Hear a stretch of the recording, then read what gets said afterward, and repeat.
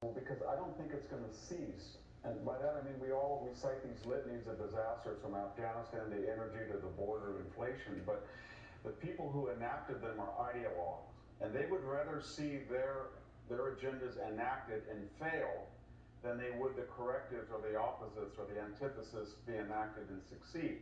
So they're going to go full speed ahead.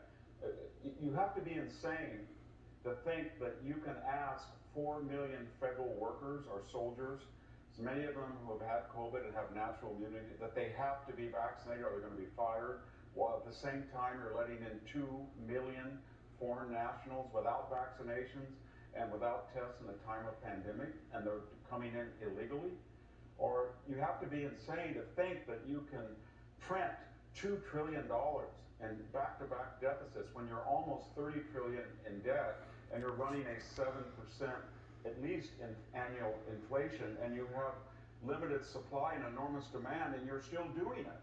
And they know it's going to blow up, but it's kind of like musical chairs. They feel that maybe they'll be out, they'll find a chair when the blow up comes and somebody else will take the blame. Maybe Joe Biden will, I don't know. Same thing with crime. If you don't prosecute crimes, or you defund the police, or you prohibit bail, you know that the crime is coming up. But what do you do if they're an ideologue? Do you say, oh, I renounce all my former positions?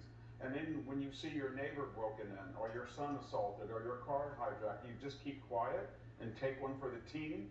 So they've created these paradoxes where the policies don't work, and yet they're going to continue them because they don't want to correct, because they feel that it would be contrary to their base or their visions of a socialist utopia. And it's going to be, and what are they going to say? Lisa, they're going to say just what Hillary Clinton said, that democracy is threatened by a free and fair election, or democracy, the generals wrote and said we might have a coup by Donald Trump, or the Senate is unfair.